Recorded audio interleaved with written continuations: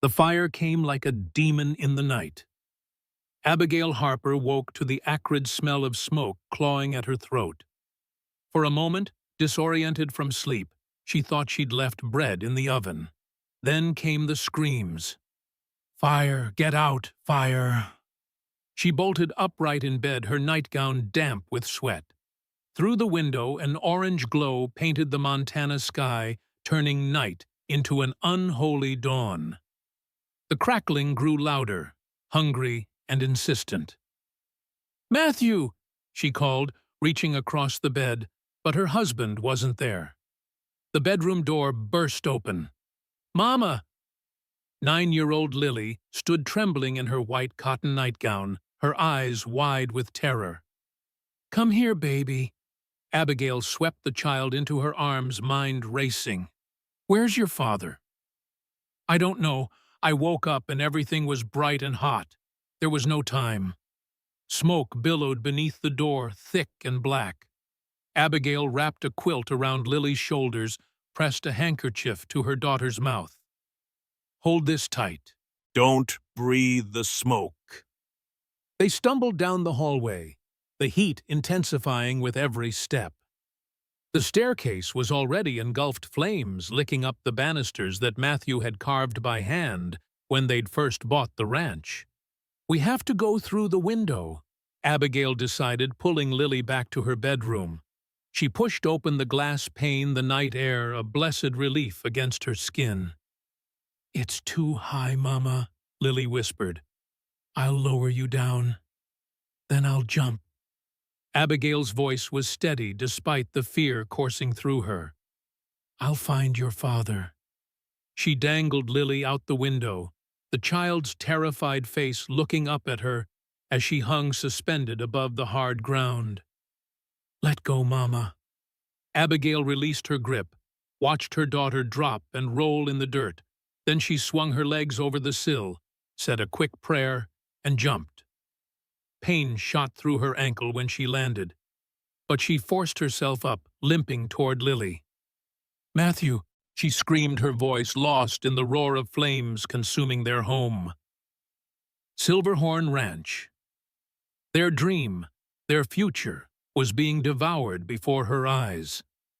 Neighbors from nearby homesteads arrived on horseback, throwing buckets of water that evaporated uselessly against the inferno. Abigail pushed through them, trying to reach the front door, but strong hands held her back. "You can't go in there, Abby," old Sam Jenkins said, his face grim in the firelight. "It's too late." "My husband's in there." She fought against his grip, desperate. A thunderous crack split the air as the roof collapsed inward, sending a plume of sparks skyward. Abigail's knees gave way. She fell to the ground, Lily sobbing against her shoulder. Through her tears, she caught movement at the edge of the property. A man on horseback, watching. The orange glow illuminated his face for just a moment, before he pulled his hat down and turned away. In the chaos, no one else seemed to notice as he disappeared into the darkness. Abigail stared after him, memorizing the silhouette as her world crumbled to ash around her. "I lost everything that night," she whispered to herself a year later, standing at the edge of an unfamiliar road. But that was only the beginning. Montana, 1887. A year had passed since the fire that had taken Matthew and Silverhorn Ranch, but the weight of that night still pressed on Abigail's shoulders like a physical thing. The wagon beneath her creaked as it navigated the rutted dirt road, each jolt a reminder of how far she'd fallen. "You sure about this, Mrs. Harper?" The driver, a weathered man named Tobias, glanced back at her. "Whispering Pines ain't exactly the kind of place for a lady on her own." Abigail straightened her back, adjusted the worn hat that had once been fine enough for church. "I'm sure." She was anything but. The position of cook at a remote cattle ranch wouldn't have been her choice a year ago, when she was mistress of her own home, with dreams of expanding Silverhorn into the finest horse breeding operation in the territory. But those dreams had died with Matthew, leaving behind a mountain of debt and a daughter whose lungs had never been the same since that smoke-filled night. The road curved, revealing a vista that momentarily stole Abigail's breath. Rolling hills stretched toward distant mountains, their peaks still capped with snow, despite the late spring. Pine trees dotted the landscape, swaying gently in the breeze, like sentinels keeping watch. "There it is," Tobias pointed with his whip. "Whispering Pines." The ranch sprawled across the valley below a large main house built of sturdy timber, several outbuildings, a massive barn and corrals where horses milled about like living chess pieces. Beyond them, herds of cattle grazed across pastures that seemed to extend forever. It was beautiful and utterly intimidating. Abigail swallowed hard, thinking of Lily left behind in Silverstone with Josephine. Her sister had taken them in after the fire, but her husband's mercantile business was struggling. Another mouth to feed, especially one requiring expensive medicine, was a burden they could ill afford. "My daughter needs me to be strong," she whispered to herself. "I won't fail her again." The wagon rolled into the ranch yard where men in dust-covered clothes paused in their work to stare. Abigail felt their eyes like physical touches, assessing, judging. She'd heard the whispers in town, "That poor Harper woman, bad luck follows her, husband died in that terrible fire." Tobias pulled the team to a halt before the main house. "I'll get your trunk." A grizzled man with a silver-streaked beard emerged from the barn, wiping his hands on a rag tucked into his belt. He approached with the bow-legged gait of someone who'd spent more time on horseback than on foot. "You the new cook?" he asked, not bothering with pleasantries. "Yes, sir. Abigail Harper." He looked her up and down, frowning slightly. "Roy Peterson. I manage things for Mr. Blackwood. Hope you can handle yourself in a kitchen, Mrs. Harper. Last girl we had couldn't tell salt from sugar." "I assure you I'm quite capable," Abigail replied, keeping her voice even, despite the flutter of nervousness in her chest. She'd been renowned for her cooking in the county, but that had been in her own home, not feeding a dozen rough cowboys 3 meals a day. Roy grunted. "We'll see. Come on, then." He led her not to the main house, but to a separate building behind it. "Kitchen and dining hall," he explained. "Boys don't track mud into the main house this way. Your quarters are through there." He pointed to a small door at the back of the kitchen. The kitchen was spacious but clearly well used. A massive iron stove dominated one wall, its surface dulled by years of grease and smoke. Pots and pans hung from hooks, their bottoms blackened. A long wooden table stood in the center, scarred by countless knife marks. "Breakfast at 5, Roy said. "Dinner at noon. Supper at 7. Boys work hard, they eat hard." "Any questions?" "A dozen," but Abigail merely shook her head. "No, sir." "Good. I'll send someone to bring in your things." He turned to leave, then paused. "One more thing, Mrs. Harper. The men respect a woman who knows her place and does her job without fuss.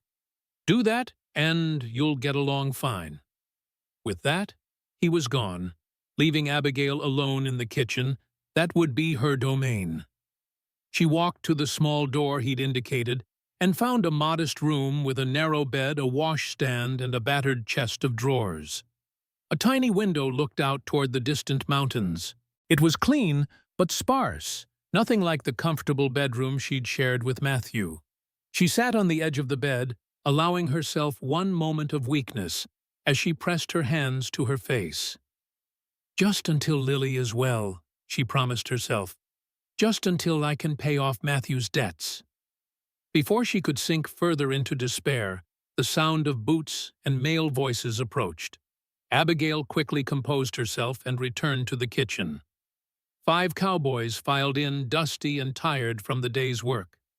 They stopped short at the sight of her, exchanging glances. "Well, looky here," said a young man with an infectious grin. New cooks arrived. Walter Miller, ma'am. He tipped his hat. There's Hank. He pointed to a burly man with a perpetual scowl. Buck, an older cowboy with a weathered face, nodded. And Lester, a wiry man with a harmonica hanging from his neck, waved. Pleasure to meet you all, Abigail said, forcing a smile. I'm Mrs. Harper. You need help bringing in supplies for tomorrow, Walter asked eagerly. That would be, Abigail began, but was cut off by a harsh voice. She ain't gonna last a week, Hank said, looking her up and down. Too fine for ranch work.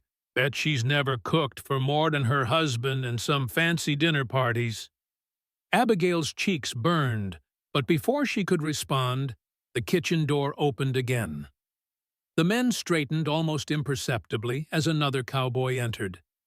He moved with a quiet grace that seemed at odds with his worn clothes and dusty boots. Tall and broad-shouldered, his face partially hidden by the shadow of his hat, he carried himself differently than the others, a stillness about him that commanded attention without demanding it. His eyes met Abigail's, and for a heartbeat something passed between them, recognition perhaps, though she was certain they'd never met. There was something hauntingly familiar in that steady gaze. Ethan, Walter called. Come meet Mrs. Harper. She's our new cook. Ethan approached, removing his hat, to reveal dark hair streaked with sun-bleached strands. His face was tanned from outdoor work, with lines at the corners of his eyes that spoke of squinting into the distance.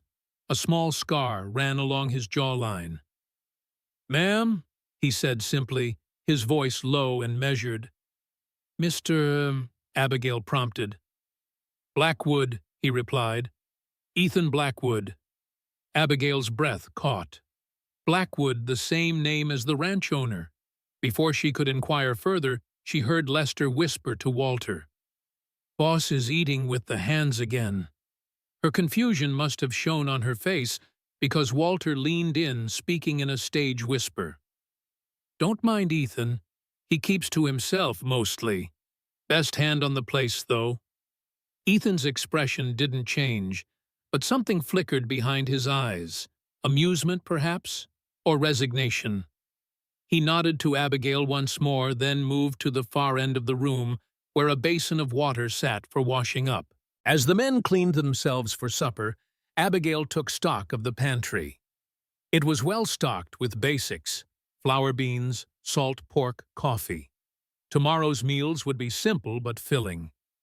That night, after serving a hastily assembled supper of beans bacon, and the last of the bread left by her predecessor Abigail finally retreated to her small room. The cowboys had eaten heartily enough, though Hank had made a point of commenting on the blandness of the beans. Ethan had eaten in silence, occasionally glancing up, when one of the men spoke directly to him, but otherwise keeping his own counsel. Alone at last, Abigail sat on her bed, the exhaustion of the day settling into her bones. The room was silent, except for the occasional creak of the building and the distant call of a coyote. So different from Silverstone, where Josephine's house was always filled with the sounds of her 4 children and the bustle of town life just outside the door. She thought of Lily, imagined her niece tucking her into bed, perhaps reading her a story as Abigail had done every night before the fire.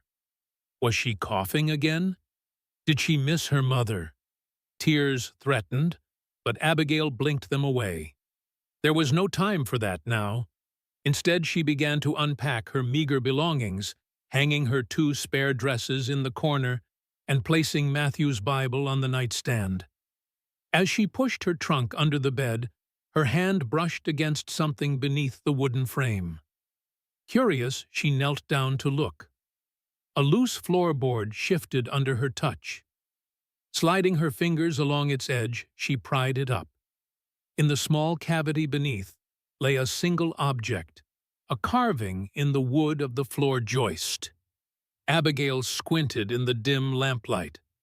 It was a star, with an arrow pointing from its center, the same symbol that had been branded on the horses at Silverhorn Ranch. Her heart raced. It couldn't be coincidence. The brand had been Matthew's design, a combination of a compass star and arrow, representing direction and purpose.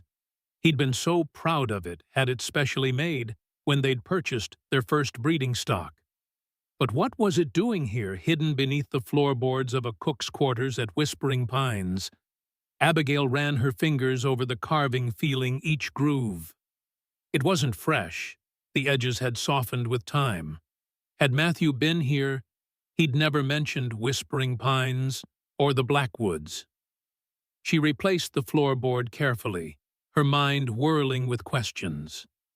Tomorrow she would write to Lily and Josephine, perhaps ask subtle questions about whether Matthew had known the Blackwoods. Sleep came fitfully that night. Each time Abigail closed her eyes, she saw the fire consuming Silverhorn and the shadowy figure on horseback watching from a distance. Once she woke with a start, certain she'd heard tapping at her window, but when she looked, there was nothing but darkness and the Whispering Pines that gave the ranch its name. Abigail rose well before dawn, determined to prove her worth from the first day.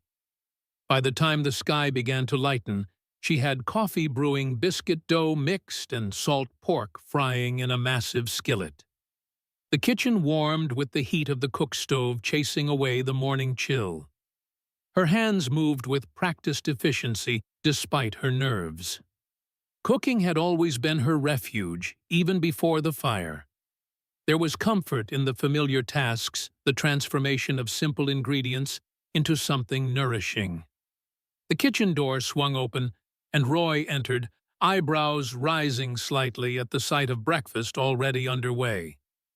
"You're up early," he commented, pouring himself coffee from the pot. "Wanted to get a proper start," Abigail replied, sliding biscuits into the oven. Roy nodded, a hint of approval in his expression. "Men'll be in shortly. They're bringing in cattle from the north pasture today. Need a solid meal." As if summoned, the cowboys began filing in, bringing with them the smell of horses and leather and the crisp morning air. They washed up at the basin near the door, their conversation a mix of good-natured ribbing and talk of the day's work. "Would you look at that?" Walter exclaimed, inhaling deeply as he approached the table. "Real biscuits. Last gal just warmed up day-old bread most mornings." "Don't get too excited," Hank grumbled, taking his place at the table. "Plenty of women can make a decent breakfast. It's keeping it up day after day that separates the wheat from the chaff." Abigail bit her tongue, focusing on cracking eggs into the skillet where the pork had rendered its fat. A shadow fell across the stove, and she turned to find Ethan standing nearby, coffee cup in hand. "Need help carrying anything to the table?" he asked quietly. "I can manage, thank you," she replied, slightly flustered by his proximity. In the morning light streaming through the kitchen windows, she could see his eyes clearly, for the first time a deep blue with flecks of gray, watchful and intelligent. "As you wish, ma'am." He returned to the table, taking a seat at the far end, where he could observe the room. Breakfast was a swift affair. The men ate quickly, shoveling food into their mouths between gulps of strong coffee and discussions about cattle movements and fence repairs. Abigail kept the biscuits coming, refilled coffee cups, and tried to memorize each man's habits. Walter took his coffee with sugar when it was available. Buck preferred his eggs turned over. Lester always asked for extra biscuits to tuck into his pocket for later. When the meal was done, the men rose to leave, thanking her with varying degrees of enthusiasm. Hank merely grunted, but Walter tipped his hat with a flourish. "Best breakfast in months, Mrs. Harper. If dinner's half as good, I'll build you a new spice rack myself." As they filed out, Ethan lingered behind. He brought his plate to the washing basin, something none of the others had done. "The men are pleased," he said, his voice just loud enough for her to hear. "Don't let Hank bother you. He tests everyone who comes to Whispering Pines. "I'm not easily bothered, Mr. Blackwood," Abigail replied, though in truth, Hank's hostility had stung. Ethan's mouth curved in the slightest hint of a smile. "No, I don't imagine you are." He turned to go, then paused. "The cornbread. Did you use buttermilk?" Surprised, Abigail nodded. "Yes, my husband always said it makes it lighter." He was right. With that, Ethan departed, leaving Abigail to wonder at the brief conversation and the strange feeling that she was being assessed. The morning passed in a flurry of activity, as Abigail prepared dinner, the midday meal that would sustain the men through the afternoon's work. She found ham hocks and beans soaking in the cold room left by the previous cook, and set them to simmer with onions and the last of the winter carrots. Fresh bread dough rose by the stove while she peeled potatoes for boiling. As she worked, her eyes kept straying to the window that looked out over the ranch yard. The men were visible in the distance, small figures on horseback moving amongst the cattle. She tried to identify Ethan, but at this distance they all looked the same. The name Blackwood nagged at her. Was he related to the ranch owner? The conversation she'd overheard suggested he might be. Yet, he worked alongside the other hands, lived in the bunkhouse, from what she could tell. While waiting for the bread to rise, Abigail began cleaning the kitchen shelves, removing years of grime and organizing supplies. Behind a stack of rarely used platters, she found a folded newspaper, yellowed with age. She pulled it out, intending to use it for kindling when a headline caught her eye. "Tragic Fire Claims Silverhorn Ranch." Her hands trembled as she smoothed the paper on the table. It was dated 2 days after the fire, a copy of the Silverstone Gazette. The article described the unfortunate accident that had resulted in the death of local rancher Matthew Harper and the destruction of one of the county's promising new breeding operations. But it was the paragraph near the end that made Abigail's blood run cold. Harper was reportedly in discussions with several investors regarding expansion of his operation, including Harold Blackwood, owner of the successful Whispering Pines cattle ranch. Blackwood expressed shock at the tragedy, stating he had been looking forward to a potential partnership. Abigail sank onto a kitchen chair, the newspaper clutched in her hands. Matthew had never mentioned negotiations with Harold Blackwood. He'd spoken of expansion, yes, of finding investors to help grow their horse breeding business, but he'd kept the details close, saying he didn't want to count chickens before they hatched. Why would this paper be hidden in the kitchen at Whispering Pines? And why had no one mentioned the connection when she'd applied for the position? Surely Roy at least would have recognized her name. The sound of approaching horses broke her reverie. Hastily, Abigail folded the newspaper and tucked it into her apron pocket. She would examine it more closely later in the privacy of her room. Dinner went smoothly, though Abigail was distracted, her mind circling around the newspaper's revelation. She watched Ethan carefully, searching for any indication that he knew who she was, but his expression remained inscrutable as he ate in his customary silence. That evening, after the men had gone to the bunkhouse and the kitchen was clean, Abigail sat at the table with paper and pen. She needed to write to Josephine to check on Lily, but the words wouldn't come.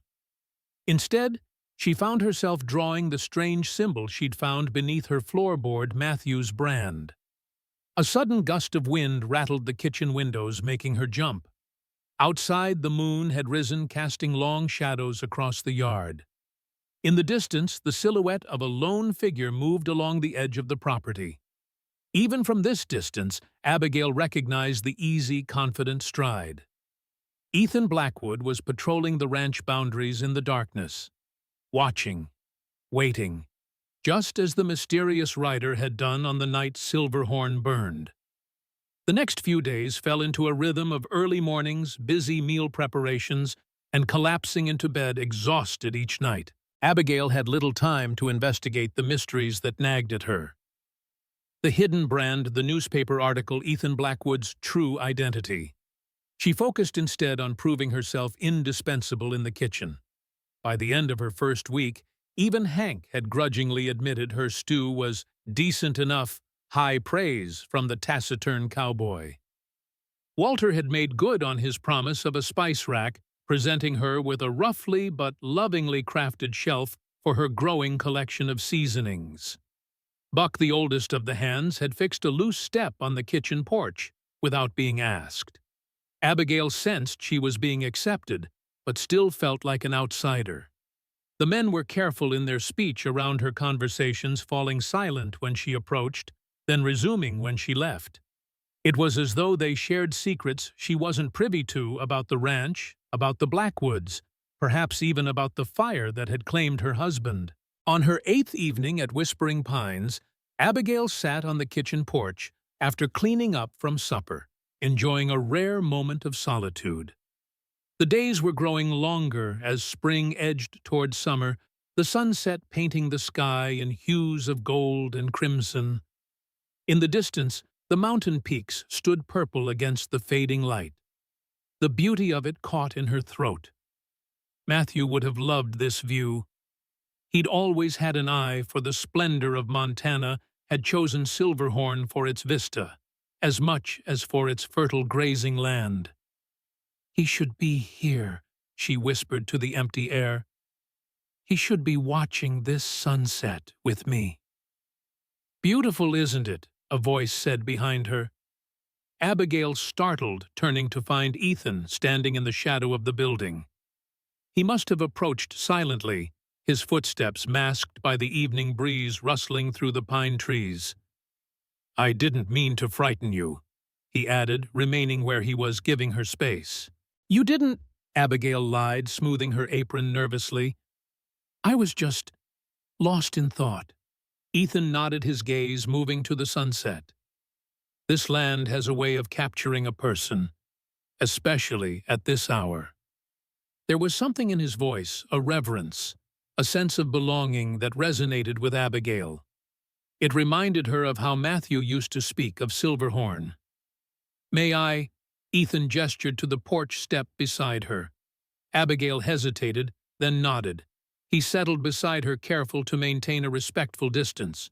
For a moment, they sat in companionable silence, watching as the last rays of sun disappeared behind the mountains.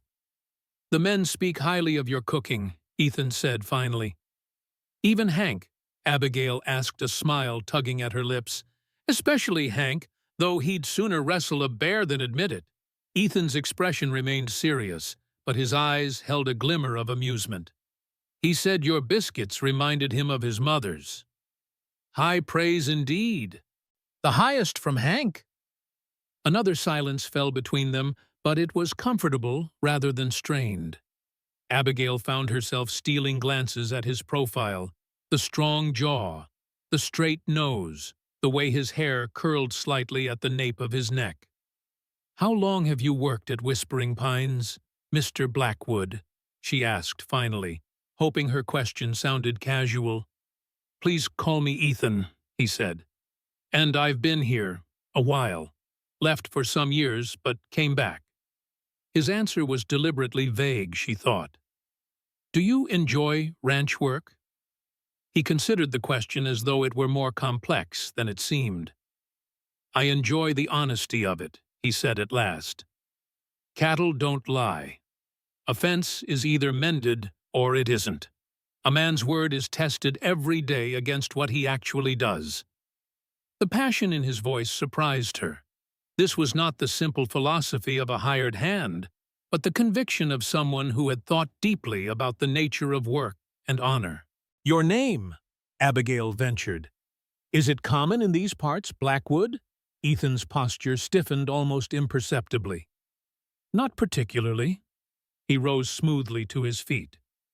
"It's getting dark. You should go inside, Mrs. Harper. Nights still get cold this time of year."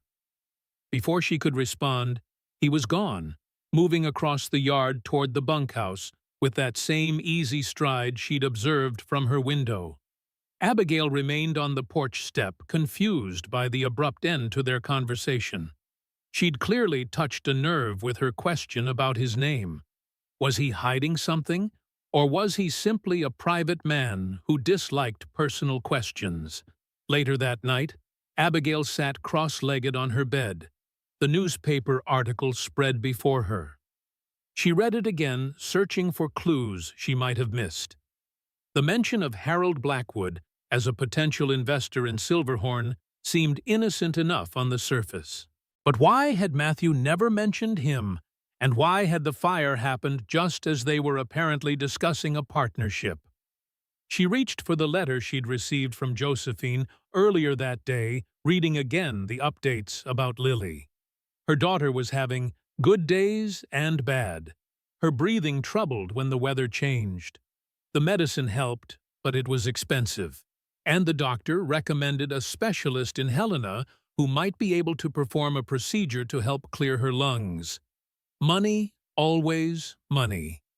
Matthew's debts had consumed what little insurance there was, leaving nothing for Lily's care. Abigail's wages at Whispering Pines were better than she could have earned in town, but still not enough for specialized medical treatment. Sighing, Abigail folded the letter and tucked it into the Bible on her nightstand. As she did, a loose page slipped from between the covers, a child's drawing in bright crayon. Lily had included it with Josephine's letter. The picture showed 3 figures, a woman with yellow hair like Abigail's, a small girl with a bright smile, and beside them a tall man in a cowboy hat. "Come home soon, Mama," Lily had written in her careful handwriting. "I drew Daddy too, so he can watch over us." Tears pricked at Abigail's eyes. Lily still spoke of Matthew, often asking questions about him, wanting to keep his memory alive. But it was getting harder to answer those questions without breaking down. Harder still to maintain the belief that his death had been an accident, when every instinct told her something wasn't right. She blew out her lamp and lay in the darkness, Matthew's brand symbol and the newspaper article swirling in her mind, along with Ethan's strange reaction to her question. Connections hovered just beyond her grasp like shadows at the edge of firelight. Sleep came fitfully, and with it, dreams of fire and a rider watching from the darkness. But this time, when the rider turned, it was Ethan Blackwood's face she saw beneath the hat brim, his blue-gray eyes reflecting the flames that consumed her home. The following afternoon, as Abigail kneaded dough for the next day's bread, Walter burst into the kitchen, his young face alight with excitement. "Mrs. Harper, you gotta come see this. The boys are breaking the new Mustangs." Against her better judgment, Abigail found herself following Walter to the corral, where a crowd had gathered. The Cowboys leaned against the fence, shouting encouragement, as Buck attempted to stay mounted on a bucking pinto. 10 seconds, Lester called out, pocket watch in hand. New record for the old man. The horse gave a final massive buck, sending Buck flying over its head to land with a thud in the dirt. The men roared with laughter and applause as the old cowboy picked himself up, dusting off his chaps with a rueful grin. "Like to see any of you youngsters do better," he challenged, climbing through the rails. "I'll give it a go," Walter volunteered, but Raw shook his head. "That one's too much horse for you, boy. Ethan, you're up." Abigail hadn't noticed Ethan among the spectators, but now he stepped forward, removing his hat and jacket. In just his shirt and vest, the breadth of his shoulders was more apparent, his arms corded with muscle from years of ranch work. He entered the corral, calmly speaking in low tones to the skittish Mustang. The horse's ears flicked forward, nostrils flaring as it assessed this new human. Ethan approached slowly, one hand extended, palm up. "He'll get himself killed," Hank muttered beside Abigail, but to her amazement, the Mustang allowed Ethan to touch its neck, to run a hand along its withers. Only when he moved toward the saddle did the horse tense again, But Ethan continued murmuring to it, his voice too low for the spectators to hear. In one fluid motion, he swung into the saddle. The Mustang stood frozen for a heartbeat, then exploded into action, bucking and spinning in a desperate attempt to dislodge its rider. Abigail gasped, certain he would be thrown, but Ethan moved with the horse as though they were one being. His body absorbed each jarring buck, his legs tight against the animal's sides, one hand gripping the saddle horn while the other held the reins loosely. It was beautiful to watch man and beast engaged in an ancient dance of will against will. Gradually, the Mustang's bucks became less violent, its turns less frantic. When it finally stood still, sides heaving, Ethan leaned forward to stroke its neck. "Time," Lester called out. 2 minutes and 17 seconds. Never seen anything like it. The Cowboys erupted in cheers and whistles. Ethan dismounted smoothly, speaking again to the horse before leading it to the fence. "That's how it's done, boys," Roy said, a rare smile cracking his weathered face. "Man who can gentle a horse like that is worth 10 who can only break 'em." Abigail couldn't tear her eyes away from Ethan. There had been something mesmerizing about the way he'd handled the Mustang, not with force or fear, but with a quiet confidence that demanded respect. It reminded her of how Matthew had worked with their horses at Silverhorn, the gift he'd had for earning their trust. As if sensing her gaze, Ethan looked up. Their eyes met across the corral, and something passed between them, a recognition, perhaps, of a shared understanding. For a moment, Abigail forgot about the newspaper, the hidden brand, her suspicions. She saw only a man who spoke the language of horses, who moved through the world with a grace that belied his rough exterior. Then Hank stepped into her line of sight.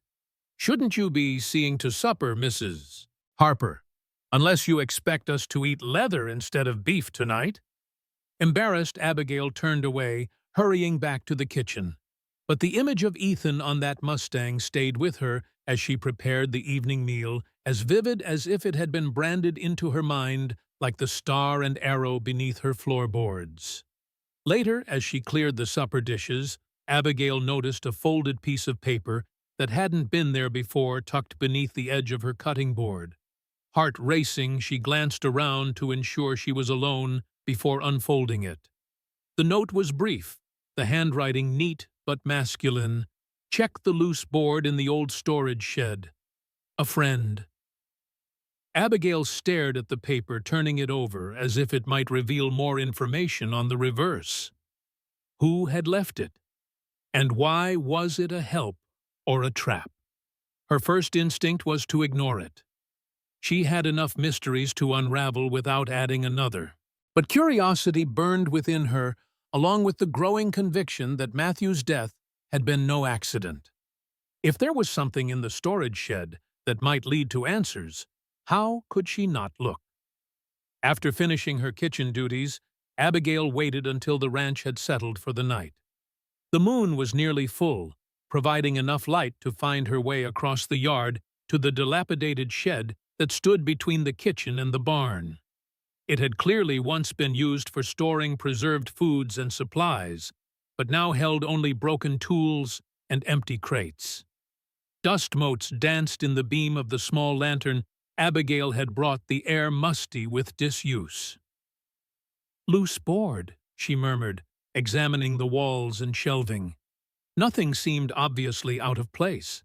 The floor was solid beneath her feet, unlike her bedroom with its hidden compartment. She was about to give up when her lantern light caught on something in the corner, a section of wall where the boards didn't quite align. Approaching cautiously, Abigail ran her fingers along the seam. Yes, one board was loose, sliding slightly under her touch. With trembling hands, she pried it outward. Behind it was a small cavity just large enough to hold a single object, a leather-bound journal. Abigail withdrew it carefully, the leather soft and worn beneath her fingers. Opening it to the first page, she found a name inscribed in flowing script, Martha Williams, the previous cook. It had to be. Sinking onto an overturned crate, Abigail began to read. The journal entries started 2 years earlier, mundane accounts of ranch life from Martha's perspective.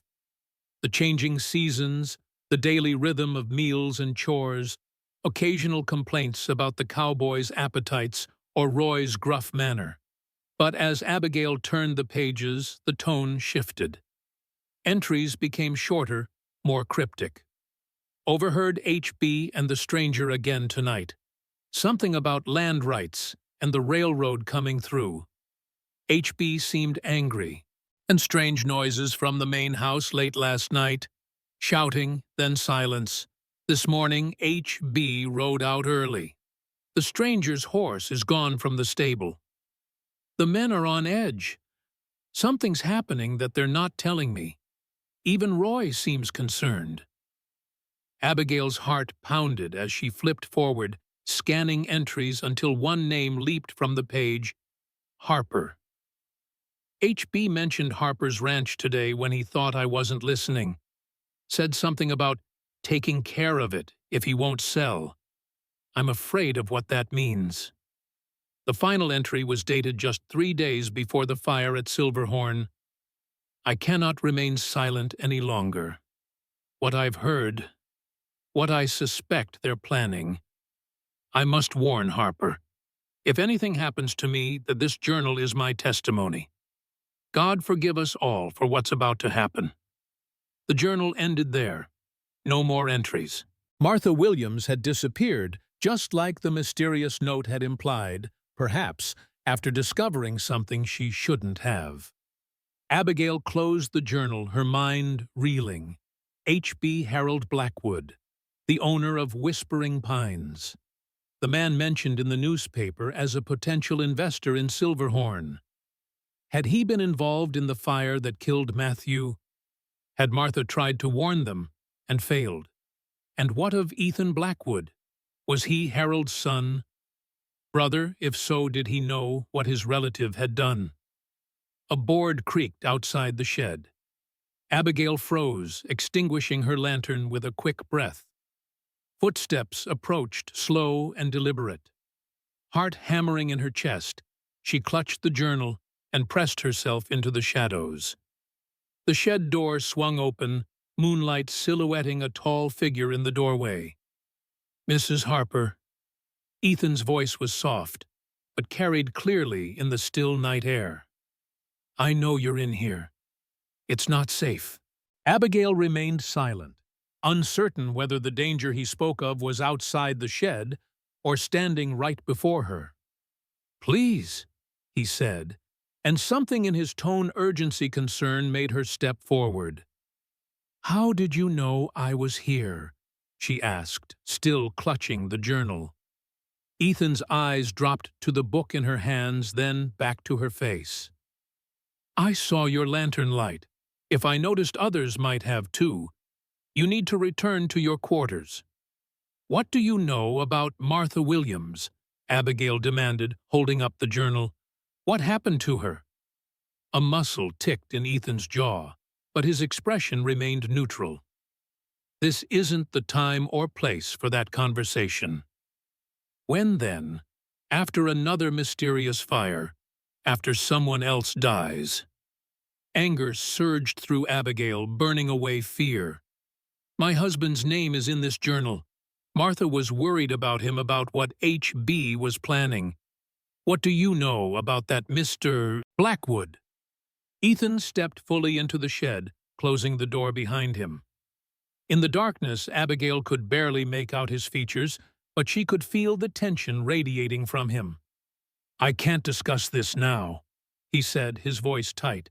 But I promise you, I had nothing to do with what happened at Silverhorn. You know, Abigail breathed, you know about the fire, about Matthew. Mrs. Harper, Abigail, please trust me when I say you're in danger if you continue this line of inquiry openly. There are ears everywhere at Whispering Pines. Why should I trust you? I don't even know who you really are. But even as she said it, Abigail realized she wanted to trust him. Despite everything, something about Ethan Blackwood called to her a sense that beneath his carefully maintained exterior lay a man of honor. "Because I could have stopped you from finding that journal, but I didn't." He moved closer, close enough that she could see his eyes now earnest in the darkness. "Because I've been trying to uncover the same truths you're seeking." Before Abigail could respond, a distant sound broke the silence, men's voices approaching from the direction of the bunkhouse. "They can't find us here," Ethan whispered urgently. "Go back to your room. Hide the journal. We'll talk tomorrow." "Promise me," Abigail insisted, clutching his arm. "Promise me you'll tell me what you know." Ethan hesitated, then nodded once. "I promise. Now go."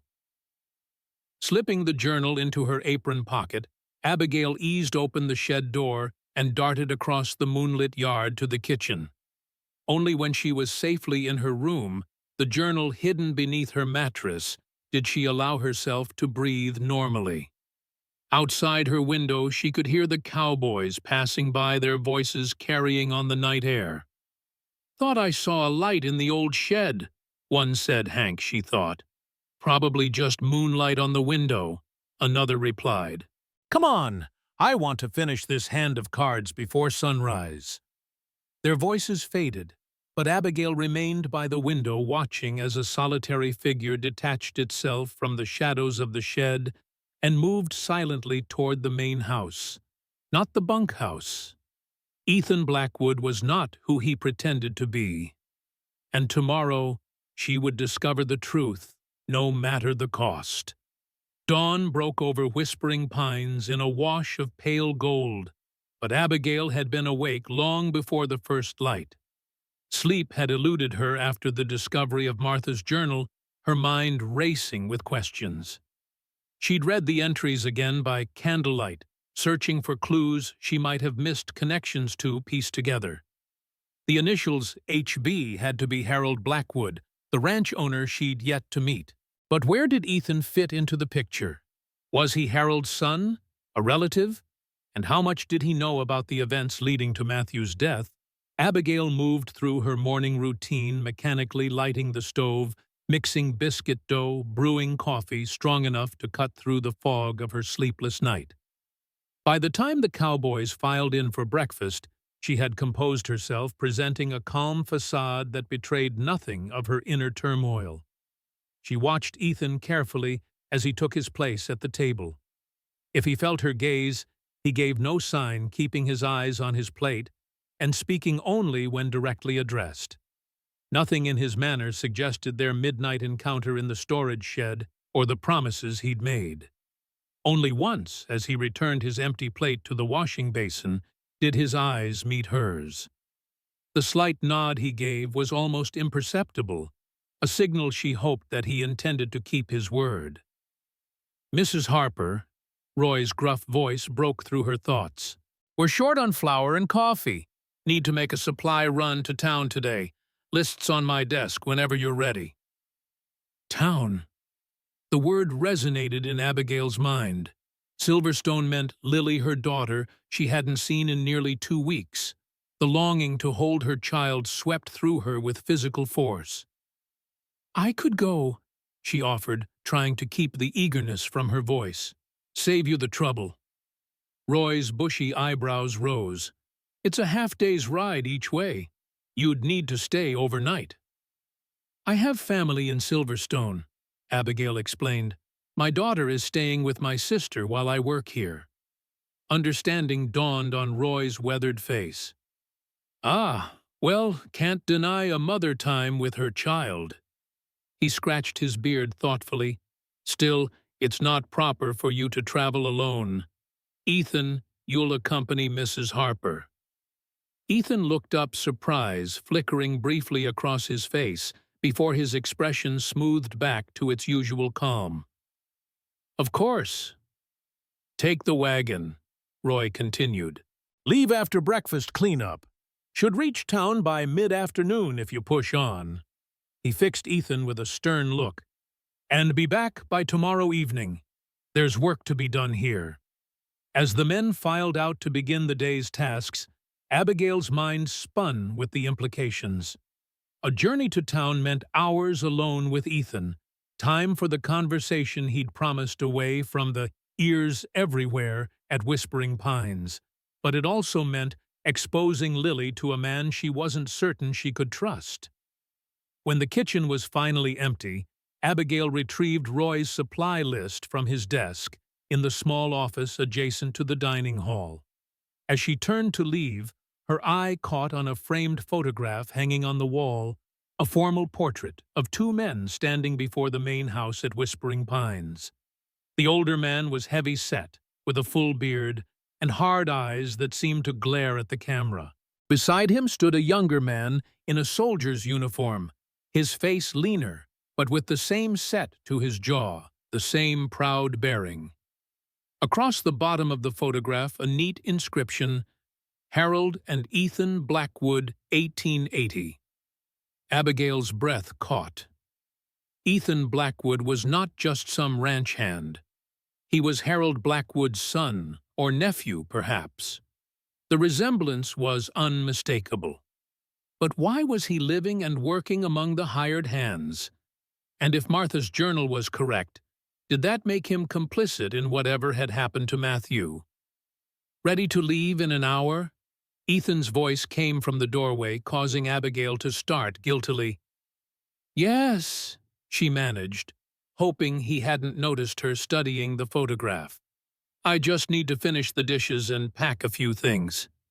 His gaze moved past her to the photograph, then back to her face.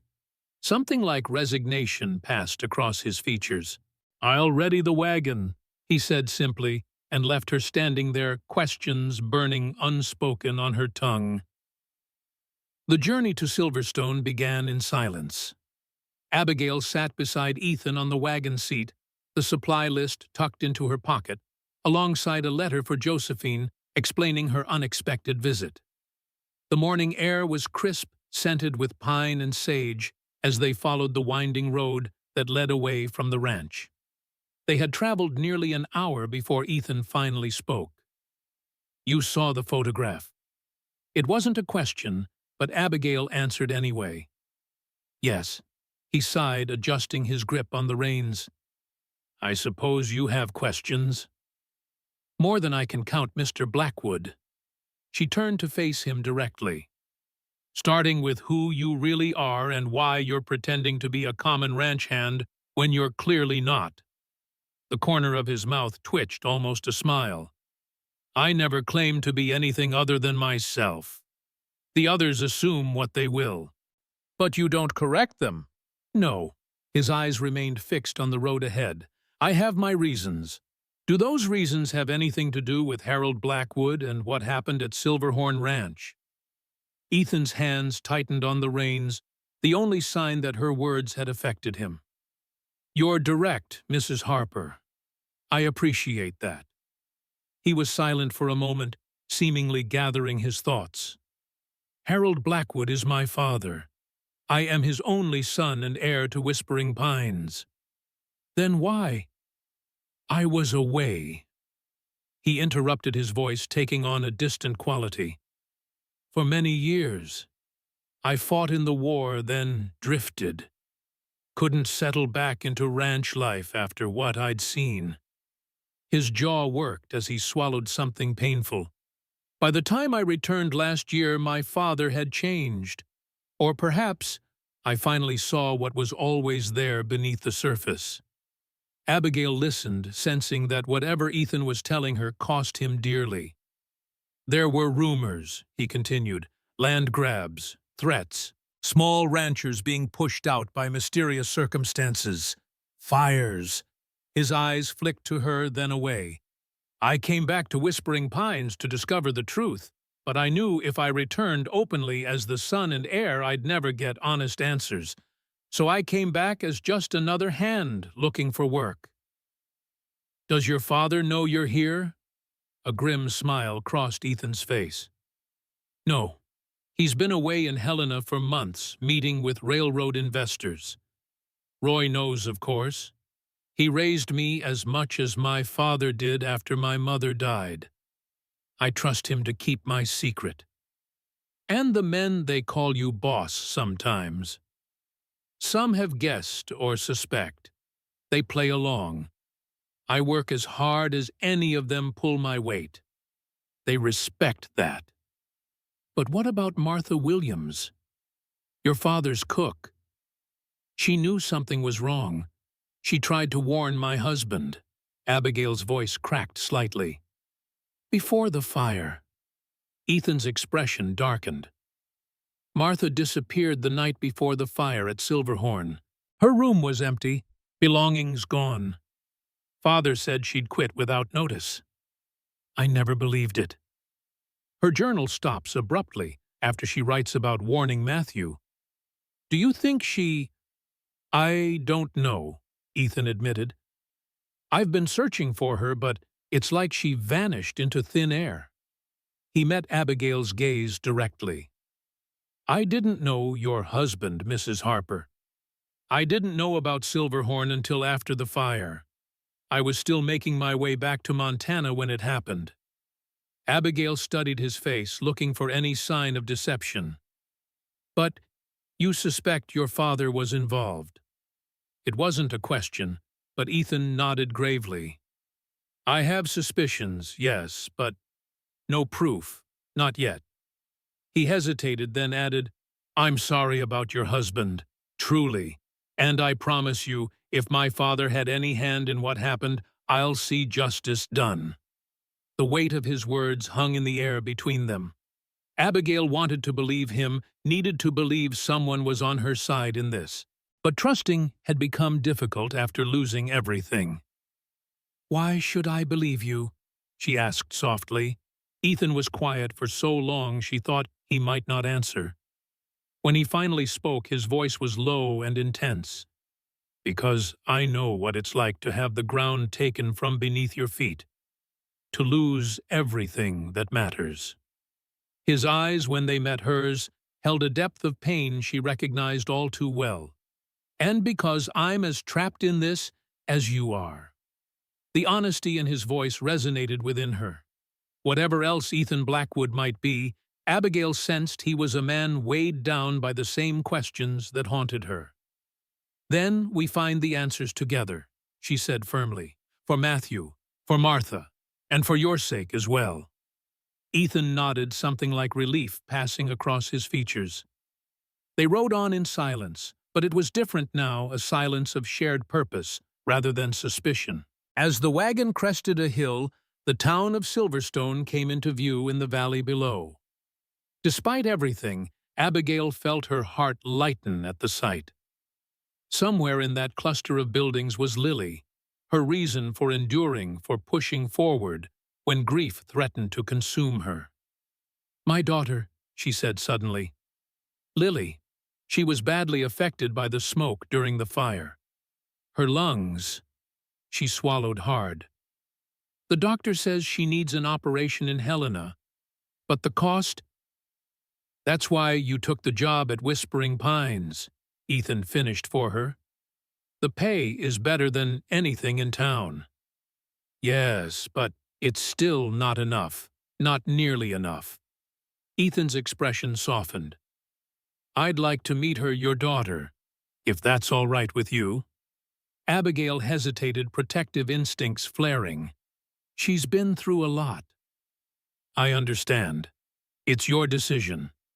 He offered no more, placing no pressure on her, and Abigail found herself appreciating his restraint. They reached Silverstone by mid-afternoon, the wagon rumbling down the main street past the general store, the bank, the small church with its white steeple. Abigail directed Ethan to Josephine's house, a modest two-story building at the edge of town, its front yard bright with spring flowers. Mama? The front door flew open before the wagon had fully stopped, and Lily burst onto the porch, her face alight with joy. She was thinner than Abigail remembered, her complexion paler, but her smile was as radiant as ever. Abigail was off the wagon in an instant, gathering her daughter into her arms, breathing in the sweet scent of her hair, feeling the small body pressed against her own. I missed you so much, Lily whispered, her arms tight around Abigail's neck. "I missed you too, my brave girl." Abigail fought back tears, unwilling to waste a moment of their reunion on sorrow. "Let me look at you." She held Lily at arm's length, noting with concern the shadows beneath her daughter's eyes, the slight wheeze in her breathing. But Lily's spirit seemed undimmed, her eyes bright, as she took in her mother's appearance. "You look different, Mama," she declared. "Stronger." Abigail laughed softly. "Do I?" "Mm-hmm. Like the ladies in my book who go on adventures." Lily's gaze shifted past Abigail to where Ethan stood beside the wagon, hat in hand. "Who's that?" "That's Mr. Blackwood. He works at the ranch with me." Abigail kept her explanation simple. "He drove the wagon to town for supplies." Lily studied Ethan with unabashed curiosity. "He looks sad," she whispered, not quite quietly enough. "Lily," Abigail admonished gently, but Ethan merely smiled, the first genuine smile Abigail had seen from him. "Sharp eyes you've got there, Miss Lily," he said, his voice warm. "I suppose I do get sad sometimes. Don't we all?" Lily nodded solemnly. "I get sad when I think about Daddy, and when I can't breathe right." Something flickered across Ethan's face, compassion perhaps, or recognition of a kindred spirit. "Well, I'm very pleased to meet you, Miss Lily. Your mother talks about you all the time." "She does?" Lily beamed, pleased. "Absolutely. Says you're the bravest girl in all of Montana Territory." Josephine appeared on the porch, then her expression a mixture of surprise and relief at seeing her sister. "Abigail, why didn't you write? You were coming." "It was a last-minute decision," Abigail explained, embracing her sister. "We needed supplies for the ranch. I hope it's all right if I stay the night." "Of course it is. This is your home, too, for as long as you need it." Josephine's gaze moved to Ethan, curiosity evident in her expression. "Josephine, this is Ethan Blackwood." Abigail made the introduction, conscious of how it might sound. "He works at Whispering Pines." If Josephine recognized the name Blackwood, she gave no sign of it. "Pleased to meet you, Mr. Blackwood. Will you be staying as well?" "No, ma'am," Ethan replied politely. "I'll find a room at the hotel after we've delivered the supplies." He turned to Abigail. "I'll handle the deliveries, Mrs. Harper. You should spend time with your daughter. I'll call for you in the morning if that suits." Abigail nodded, grateful for his understanding. "Thank you, Mr. Blackwood." As he drove away toward the general store, Josephine raised an eyebrow at her sister. "Handsome man," she observed casually, "and well-mannered for a ranch hand." "It's not like that," Abigail said quickly. "He's just a colleague." Josephine's knowing smile suggested she wasn't entirely convinced, but she let the matter drop. "Come inside, both of you. Lily's been talking about nothing but your visit since she saw the wagon coming down the road." The afternoon passed in a blur of joy for Abigail. Lily showed her the new book Josephine had bought her, practiced reading aloud, and proudly displayed a quilt square she'd stitched with only minimal help. They baked cookies together in Josephine's kitchen flour, dusting Lily's nose and cheeks as she laughed. For a few precious hours, Abigail could almost forget the mysteries of Whispering Pines, the shadow hanging over Matthew's death, the questions surrounding Ethan Blackwood. Here, with flour on her hands and her daughter's laughter filling the room, she was simply a mother again, not a widow, not a woman seeking answers, just Lily's mama. But reality intruded as evening fell and Lily's breathing grew more labored. A coughing fit sent her to her knees, face reddening as she struggled for air. Abigail held her helpless against the invisible enemy attacking her child's lungs, while Josephine prepared the steam treatment the doctor had recommended. "It's getting worse," Josephine said quietly later, after they'd settled Lily in bed with a warm brick wrapped in flannel to ease her chest.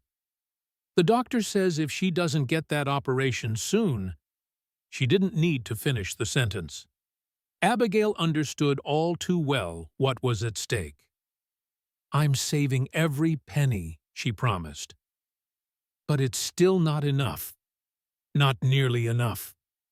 Josephine squeezed her hand. "We'll find a way, Abby.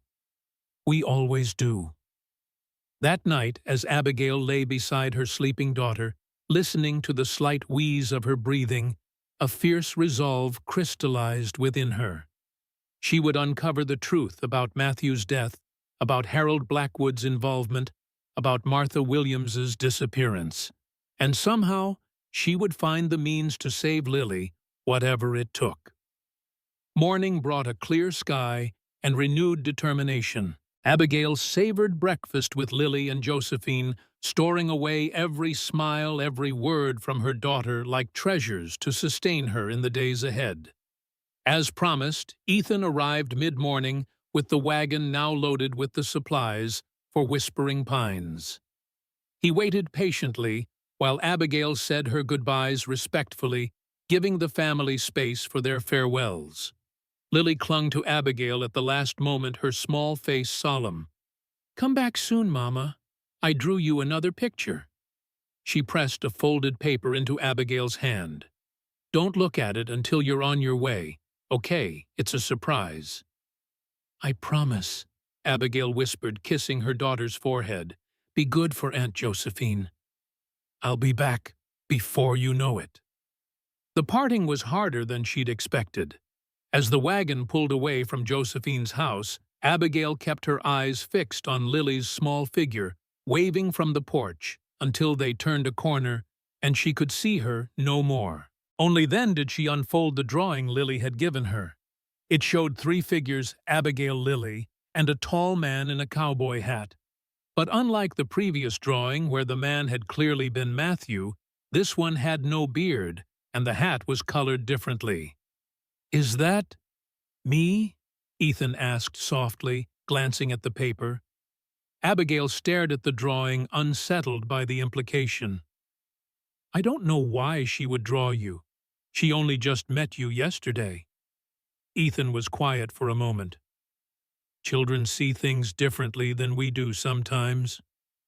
She's never drawn anyone but Matthew in that place before," Abigail said, still troubled. "Always the 3 of us as a family." She folded the drawing carefully and tucked it into her pocket, avoiding Ethan's gaze. The idea that Lily might be accepting another man in the place Matthew had occupied in their lives was both painful and confusing.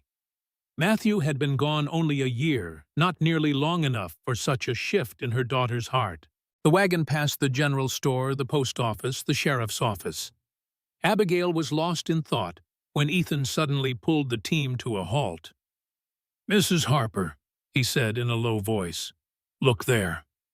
Abigail followed his gaze to the entrance of the doctor's office across the street. A woman was emerging, her gray-streaked hair tucked neatly beneath a plain bonnet, her figure straight and dignified despite her simple dress. "Do you know her?" Ethan asked, an urgency in his tone. Abigail squinted against the morning sun. "No, I don't think so." "Should I?" "That's Martha Williams." The world seemed to still around Abigail. The missing cook, the woman whose journal had hinted at conspiracy and warned of danger, was alive and well, and walking down the main street of Silverstone. Without thinking, Abigail jumped down from the wagon and hurried across the street, heedless of Ethan calling after her. The woman had already turned the corner, moving quickly away from the town center. "Mrs. Williams," Abigail called. "Martha Williams." The woman froze, then slowly turned.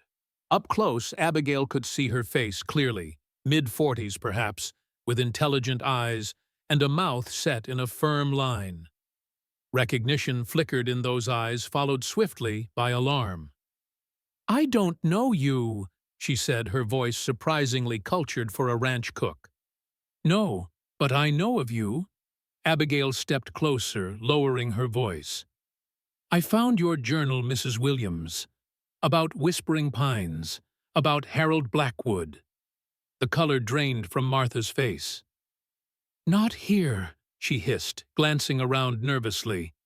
She led Abigail down a side street to a small, neat house set back from the road. When Ethan knocked at the door moments later, Martha tensed her hand, going to the pocket of her dress, where a small bulge suggested a hidden weapon. "It's Ethan," Abigail explained quickly. "He's been looking for you to find the truth, not to harm you." Martha's expression hardened. "And why would the son of Harold Blackwood care about the truth?" "Because I am not my father," Ethan said quietly, after Martha reluctantly let him in. "I've spent the last year trying to uncover what he's been involved in. The land grabs, the fires." Martha studied him, her expression giving nothing away. "Your mother was a good woman. Too good for him." After a moment's consideration, she gestured toward a small table. "Sit, both of you." Over cups of strong tea, Martha revealed what she had discovered. Harold Blackwood and banker Frank Holloway had orchestrated a scheme to buy land along a planned railroad route. When Matthew Harper refused to sell his water rights, they discussed making accidents happen. "I tried to warn your husband," Martha told Abigail, genuine remorse in her voice. "I sent a letter, but I was too late. When the fire happened the next night, I knew I would be next if I stayed." "Do you have any proof beyond what was in your journal?" Ethan asked. Martha rose and went to a small writing desk in the corner. From a hidden compartment, she withdrew 2 items, a copy of her warning letter to Matthew and a page from Harold's ledger showing suspicious payments that aligned with dates of several fires in the county. "This is his handwriting," Ethan confirmed, examining the page. "These payments coincide with the fires, including Silverhorn." "It may not be enough for a court," Martha admitted, "but it's all I have." "It's a start," Abigail said firmly. "Now we need to find more concrete evidence." Ethan nodded. "My father returns to Whispering Pines tomorrow. If we can search his office, find the original ledger and correspondence with Holloway." "It's dangerous," Martha warned. "Harold Blackwood is not a man who forgives betrayal, especially from his own blood." "We don't have a choice," Abigail said, thinking of Lily's labored breathing and the operation she couldn't afford. "My husband deserves justice, and my daughter deserves a future." They left Martha with promises to keep her informed, agreeing she would contact Sheriff Davis the following morning to ensure he would be ready if they found the evidence they needed. Abigail nodded, her mind already working through possibilities. "Tonight on the road, we'll make camp and discuss our next steps." The journey back to Whispering Pines was quieter than their trip to town had been, both of them lost in thought, processing Martha's revelations and planning their next moves. As the sun began to set, Ethan guided the wagon off the main road to a small clearing beside a stream, a traditional stopping point for travelers between Silverstone and the outlying ranches. While Ethan tended to the horses, Abigail built a small fire and prepared a simple meal from the provisions they'd brought. The familiar tasks helped calm her nerves, giving her hands something to do while her mind grappled with the enormity of what lay ahead. They ate in companionable silence as darkness fell, the only sounds the crackling of the fire and the soft murmur of the stream nearby. Stars emerged overhead, countless points of light in the vast Montana sky. "When I was a boy," Ethan said, suddenly breaking the silence, "my mother used to tell me that stars were windows in heaven where loved ones could look down and watch over us." He smiled faintly at the memory. "I wonder sometimes if she's watching now, what she would think of the man her son has become." "I think she would be proud," Abigail said quietly. "You're trying to do what's right, even when it's difficult." even when it means standing against your own father. Ethan stared into the flames, the firelight playing across his features. I loved him once, admired him, wanted to be like him. His voice held a depth of sorrow that resonated within Abigail's own heart. How do you reconcile the father who taught you to ride to rope, to be a man of your word, with someone who could order a family's home burned with them inside? Abigail had no answer for that. Instead, she asked the question that had been lingering at the edges of her mind. That night, the night of the fire, you weren't in Montana yet. No, Ethan confirmed. I was still in Colorado working my way north. I didn't return to Whispering Pines until 2 months after the Silverhorn fire. But when you did return, you didn't come as Harold Blackwood's son. No, Ethan's gaze met hers across the fire. I heard rumors along the way about my father, about questionable business dealings, about fires and intimidation. I couldn't believe it at first, didn't want to believe it. So I came back quietly, took a job as a hand on my own father's ranch, watched and listened. And what did you find?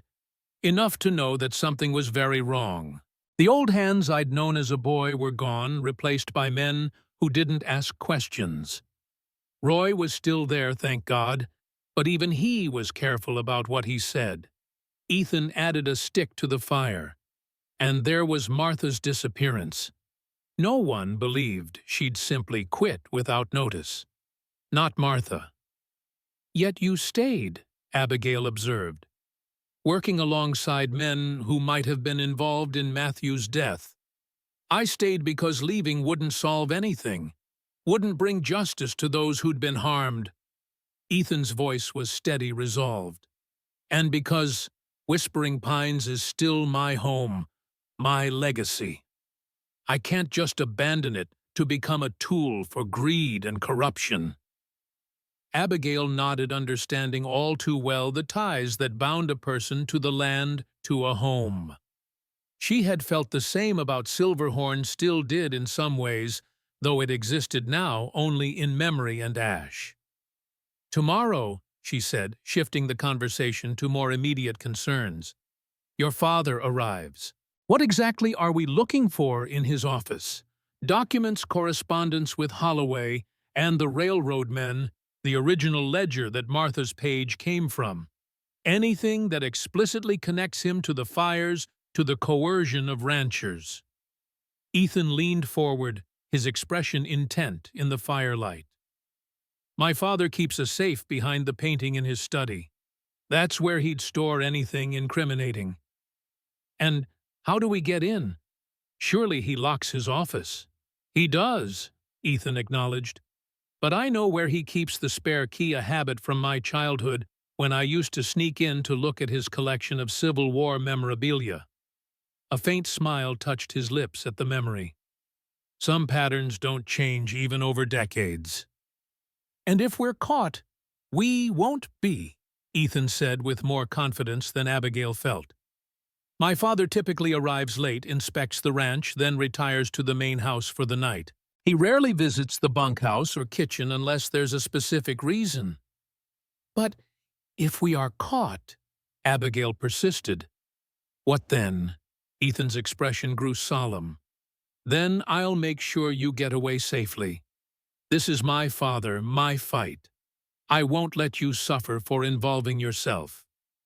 It became my fight when Matthew died, Abigail reminded him gently. When my daughter lost her father and her health in one terrible night. We're in this together now, Mr. Blackwood. Something shifted in Ethan's eyes, respect perhaps, or a deeper understanding. Together then, he agreed. And please, after all this, I think you might call me Ethan. Ethan, Abigail echoed, testing the familiarity of his given name on her tongue. It felt right, somehow, as though the formality between them had been a barrier neither of them needed any longer. They spoke long into the night, refining their plan, discussing contingencies, preparing for what lay ahead at Whispering Pines. When they finally settled down to sleep, Abigail near the fire, Ethan, a respectful distance away, she found herself watching the stars overhead, wondering, as Ethan had, if Matthew was looking down on them now. "Help us find the truth," she whispered to the vast Montana sky. "For Lily, for all of us." Sleep came eventually, deeper than Abigail had expected, given the weight of tomorrow's task. She dreamed of Silverhorn as it had been, the horses running in the meadow, Matthew's laugh echoing across the yard, Lily's small hand in hers. But as the dream shifted, she saw flames once more, heard screams in the night. And this time, when she looked for the mysterious rider watching from the darkness, it wasn't Ethan's face she saw beneath the hat brim, but an older man's, hard-eyed and bearded, his expression cold, as he observed the destruction of her world. Harold Blackwood had come to Whispering Pines, and tomorrow she would face her husband's killer at last. The morning air held a chill that seeped through Abigail's shawl as she and Ethan approached Whispering Pines. The ranch looked different somehow, more imposing, more forbidding, with the knowledge of what they planned to do. "Father's carriage is here," Ethan said quietly, nodding toward an expensive black landau parked beside the main house. "He's arrived earlier than expected." Anxiety fluttered in Abigail's chest, but she kept her expression neutral as they pulled the wagon into the yard. Several cowboys approached to help unload supplies, Walter among them. "Welcome back, Mrs. Harper," he greeted cheerfully. "Kitchen's been right lonely without your cooking. Hank tried to make biscuits yesterday, like chewing on rocks they were." Abigail forced a smile. "Well, I'm back now. No more rock biscuits." As Walter and the others unloaded the wagon, Roy emerged from the main house. His weathered face was unusually tense, his eyes darting to Ethan in warning. "Mrs. Harper," he said gruffly, "Mr. Blackwood requests your presence in the main house. Wants to meet the new cook." Ethan stepped forward, positioning himself slightly in front of Abigail. "I'll help Mrs. Harper settle in first, Roy. She's had a long journey." Roy shook his head minutely. "No time." He was quite insistent. His gaze flicked meaningfully between them. Best not to keep him waiting. Abigail's heart raced, but she nodded calmly. "Of course. Let me just freshen up first." "Now, Mrs. Harper," Roy insisted, his tone leaving no room for argument. "He's in the study." Ethan's jaw tightened, but he said nothing as Roy escorted Abigail toward the main house. As they walked, Roy leaned closer, his voice barely audible. "Be careful what you say. He's in one of his moods." The main house was a far cry from the simple kitchen quarters where Abigail had spent the past 2 weeks. Rich carpets covered hardwood floors, oil paintings hung on paneled walls, and polished furniture gleamed in the light, streaming through tall windows. Roy led her to a heavy oak door at the end of a hallway, knocked once, and opened it without waiting for a response. "Mrs. Harper, sir," as requested. The study was dominated by a massive desk positioned before windows that offered a commanding view of the ranch. Behind it sat a man whose presence seemed to fill the room, broad-shouldered and barrel-chested, with iron-gray hair and a neatly trimmed beard. Harold Blackwood. The resemblance to Ethan was unmistakable, yet where Ethan's features held a certain openness, his father's were hardened as though carved from the same granite as the distant mountains. He looked up as they entered, cold eyes assessing Abigail with unsettling thoroughness. "So, this is our new cook," he said, his voice a deep rumble. "Mrs. Harper, is it?" "Yes, sir." Abigail kept her tone respectful despite the hatred burning in her chest. "Roy, leave us." Harold waved a dismissive hand, waiting until the door closed behind the foreman before speaking again. I make it a point to know everyone who works at Whispering Pines, Mrs. Harper, especially those who handle my food. A wise precaution, Mr. Blackwood. Abigail clasped her hands before her to hide their trembling. Harold rose from his chair, circling the desk, to stand before her. He was taller than she'd expected, towering over her slight frame. Roy speaks highly of your cooking. He continued, watching her face. Says the men are happier, more productive since you arrived. His lips curved in what might have been a smile on a kinder face. But I find myself curious. A woman like you, educated, well-spoken, taking a position as a ranch cook. It's unusual. Circumstances change, Mr. Blackwood, Abigail replied carefully. We adapt as necessary. Indeed we do. He moved to a sideboard, pouring amber liquid into a crystal glass. Tell me, Mrs. Harper, where were you before coming to Whispering Pines? The moment of truth. Abigail took a steadying breath. Silverstone, sir, with my sister and daughter, after my husband died. I'm sorry for your loss. The words held no genuine sympathy. How did he die, if I may ask? A fire, Abigail said, watching his face carefully. Our ranch burned, Silverhorn Ranch. If she expected a reaction, guilt recognition alarm, she was disappointed. Harold's expression remained impassive, though something glinted in his eyes momentarily. Ah, yes, I recall hearing about that tragedy. He sipped his drink thoughtfully. Harper wasn't it, Matthew Harper. We had some business discussions, as I remember, promising young rancher. You knew my husband? Abigail asked, feigning surprise. Briefly, professional acquaintance only. Harold studied her over the rim of his glass. Curious, isn't it, how fate brings people together again? Your husband and I never concluded our business, and now here you are, working in my home. The threat beneath his cordial tone was unmistakable. He knew exactly who she was, had perhaps even requested her specifically when the cook position opened. Life takes unexpected turns, Mr. Blackwood. Abigail managed fighting to keep her voice steady. That it does, Mrs. Harper. He returned to his desk, setting down his glass with deliberate precision. I'll be staying at the ranch for the next few days. I expect breakfast at 7, not 5, as the hands take it. I prefer my coffee strong, my eggs cooked firm, but not hard, and fresh bread daily. Of course, sir. That will be all for now. He turned his attention to papers on his desk, dismissing her. Abigail moved toward the door, eager to escape the oppressive atmosphere of the study. As her hand touched the doorknob, Harold spoke again. Oh, and Mrs. Harper, I noticed you've become quite friendly with one of my hands. Ethan, I believe his name is.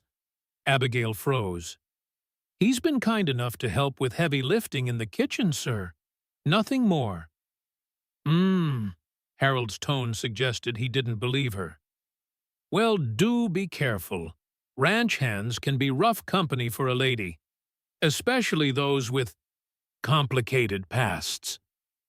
I'll keep that in mind, sir. Abigail slipped through the door, closing it firmly behind her. She hurried back to the kitchen, lungs burning as though she'd been holding her breath the entire time. The encounter had shaken her more than she cared to admit. Harold Blackwood was no ordinary rancher, but a predator calculating, patient, watching for weakness. And he knew who she was. Had perhaps been waiting for her all along. Ethan was pacing the kitchen when she arrived, anxiety etched on his face. What happened? What did he say? Abigail sank onto a chair, legs suddenly unsteady. He knows who I am. About Matthew, about Silverhorn. He mentioned seeing us together, warned me about you. Ethan cursed under his breath. This complicates things. If he's suspicious, already searching his office will be even riskier. We have no choice, Abigail insisted. Martha's evidence isn't enough. We need more if we're going to prove what he did. It's too dangerous. He'll be watching you now. Ethan ran a hand through his hair in frustration. I should never have involved you in this. I involved myself, remember. Abigail stood, finding strength in her resolve. This isn't just about justice for Matthew anymore. It's about Lily, too. She thought of her daughter's labored breathing, the operation she couldn't afford. I won't back down now. Ethan studied her face, seeing the determination there. Finally, he nodded. All right, but we adjust the plan. I'll search the office tonight after everyone's asleep. You stay here. Maintain your routine. The less suspicious you appear, the better. And if you're caught, I won't be. His confidence was forced, they both knew, but Abigail didn't challenge it. The day passed with excruciating slowness. Abigail prepared meals, cleaned, kept to her usual tasks, while fighting the urge to look over her shoulder constantly. Harold didn't appear in the kitchen, taking his meals in the main house served by the housekeeper. But his presence loomed over the ranch like a storm cloud, affecting everyone's mood. The cowboys spoke in hushed tones, moved more carefully, laughed less. Night fell at last, bringing no relief from the tension. Abigail retired to her room early, but sleep eluded her. She sat on the edge of her bed, still fully dressed, watching the moon rise through her small window. Somewhere in the main house, Ethan was risking everything to find evidence of his father's crimes. A soft tap at her window startled her from her vigil. Ethan's face appeared in the glass, pale in the moonlight. She hurried to let him in. "Did you find something?" she whispered, as he slipped through the window with surprising agility for his size. "More than something." His eyes gleamed with grim satisfaction. "I found the original ledger Martha mentioned with detailed payments to men hired to set fires, including Silverhorn, and correspondence with Holloway and the railroad men discussing how to remove obstacles to their plans." Hope surged in Abigail's chest. "That's enough, isn't it? Enough to take to the sheriff." "It should be. I've copied the most damning pages." He patted the inside pocket of his jacket. "At first light, we'll ride to Silverstone, present everything to Sheriff Davis.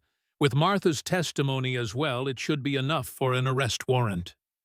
Relief washed over Abigail, leaving her suddenly exhausted. After all these months of uncertainty, of grief without resolution, justice was finally within reach. "Thank you," she whispered impulsively, taking Ethan's hand, "for risking so much to help us." Ethan's expression softened, his fingers tightening around hers. "I did it for my own reasons, too, remember. To reclaim Whispering Pines from what my father has turned it into." They stood in the moonlight, hands joined, a moment of quiet connection amidst the storm they'd been navigating together. Abigail was acutely aware of his presence, the warmth of his hand, the steady rise and fall of his chest, the faint scent of pine and leather that seemed to cling to him. For a heartbeat, she thought he might step closer, might bend to kiss her. Part of her wanted him to, a realization that both startled and shamed her. Matthew had been gone barely a year, and here she was, feeling drawn to another man, the son of the man responsible for her husband's death, no less. Ethan must have sensed her internal conflict, for he gently released her hand, stepping back toward the window. "We should rest. Tomorrow will be challenging." "Yes," Abigail agreed, grateful for his restraint, for sparing her the necessity of navigating feelings she wasn't ready to acknowledge. "Dawn comes early. I'll meet you at the stables at first light," he said, one leg already out the window. "Pack only what you need. Once we've gone to the sheriff, it won't be safe for either of us to return." After he'd gone, Abigail lay down fully clothed atop her quilt, knowing sleep would be elusive, but needing to rest nonetheless. Dawn would bring a reckoning long overdue for Harold Blackwood, for Matthew's memory, for her own future and Lily's. She must have dozed despite her racing thoughts, for she jerked awake to the sound of horses in the yard, men's voices raised in alarm. The gray light of pre-dawn filtered through her window as she rushed to look outside. A group of riders had arrived, led by Harold Blackwood himself. Among them was a man she recognized with a shock of hatred, Frank Holloway, the banker from Silverstone. And between them, held firmly by two ranch hands, was Ethan. Fear clutched at Abigail's heart. Something had gone terribly wrong. She dressed hurriedly, tucking Lily's drawings and Martha's letter into her pocket before slipping from her room. The kitchen was empty, everyone apparently drawn to the commotion in the yard. Through the window she could see Harold gesturing angrily at Ethan, who stood defiant despite being restrained. Abigail knew she should flee, should take this opportunity to escape to Silverstone with what evidence they had. But she couldn't abandon Ethan, not after all he'd risked for her for the truth. Making a swift decision, she darted to Roy's office, adjacent to the kitchen. His rifle hung on the wall, loaded as always in case of predators threatening the livestock. She'd seen him use it enough times to know the basics, though she'd never fired a weapon herself.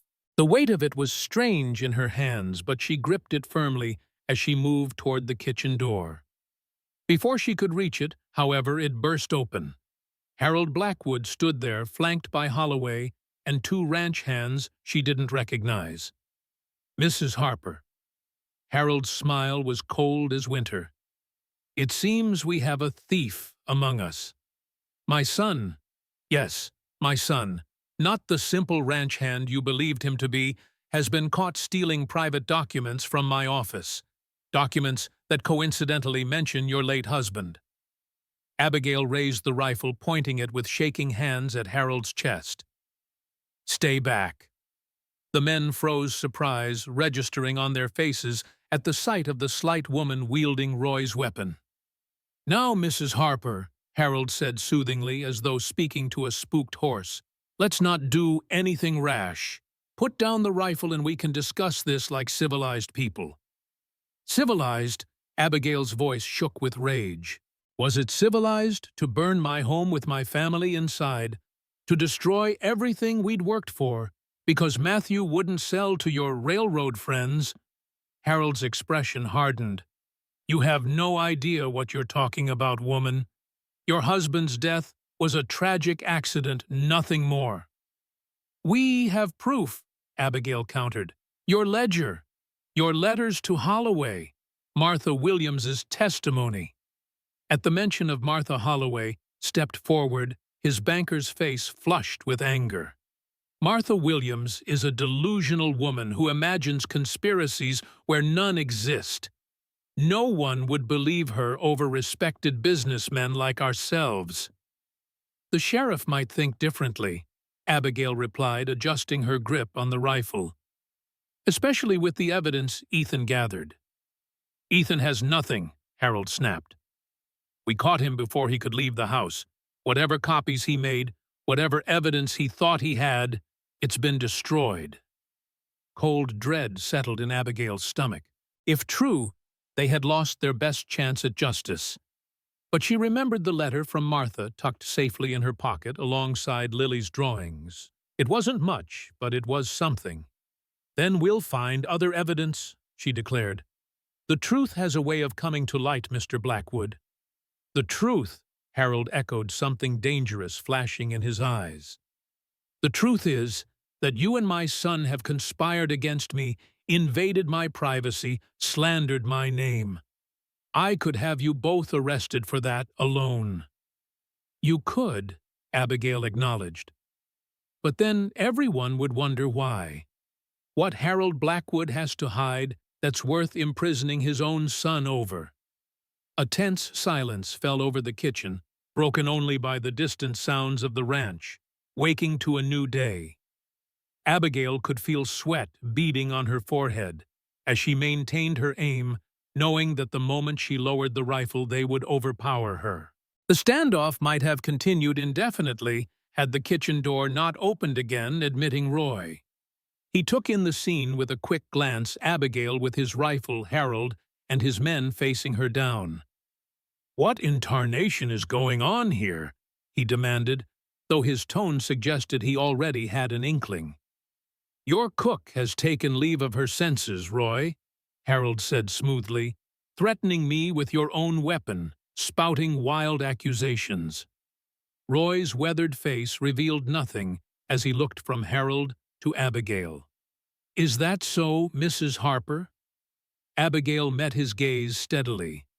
"I accused him of ordering the fire that killed my husband, because it's true." "Preposterous," Holloway blustered. "Harold, we should summon the sheriff immediately." "An excellent suggestion," a new voice said from the doorway.